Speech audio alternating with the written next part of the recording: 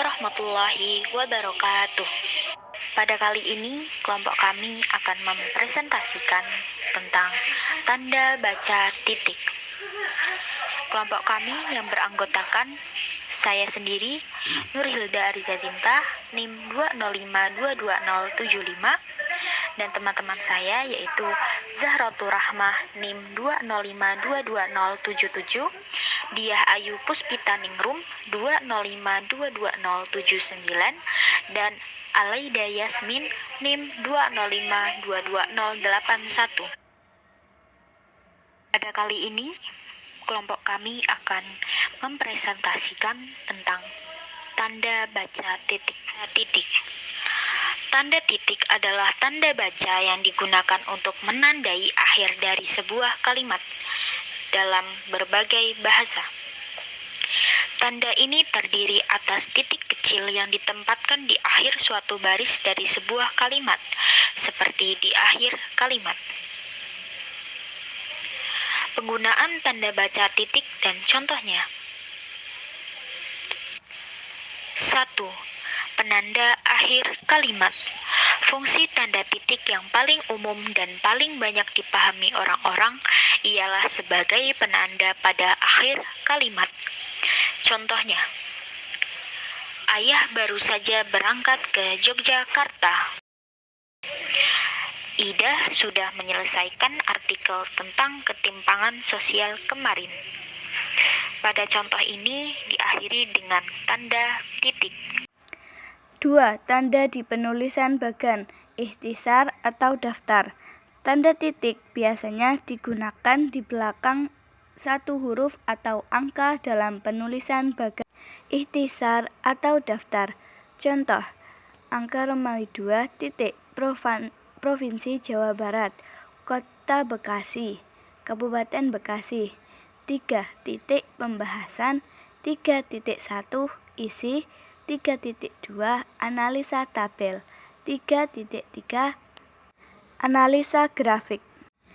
3. Pemisah angka pada penanda waktu, jam, menit, dan detik. Tanda titik juga dapat digunakan sebagai pemisah angka, jam, menit, dan detik.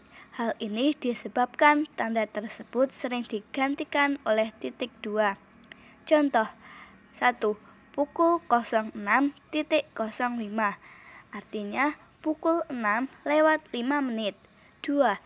Pukul 10.18, artinya pukul 10:18. 4. Penunjukan jangka waktu. Hampir serupa dengan fungsi yang ketiga, tanda titik juga berfungsi sebagai penunjuk jangka waktu tertentu. Contoh, pukul 06.05, pukul 6:05, pukul 10.18, pukul 10:18. 5. Memperjelas jumlah. Tanda titik digunakan untuk memperjelas bilangan ribuan atau kelipatannya.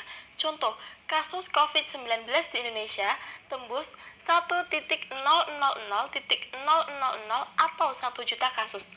Kecelakaan di tol bulan lalu mencapai 1.200 atau 1.200 kejadian. Tapi perlu kamu ingat nih, tanda titik tidak berlaku kepada angka yang tidak menyatakan jumlah meskipun angkanya ribuan ya.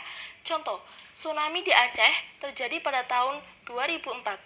Perempuan itu kelahiran 1999.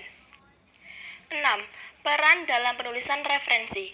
Dalam penulisan daftar pustaka, tanda titik digunakan setelah nama penulis, judul tulisan yang tidak mengandung tanda seru atau tanda tanya, dan tempat terbit.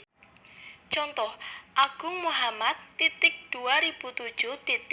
media belajar yang asing Solo Ragam Sendekia.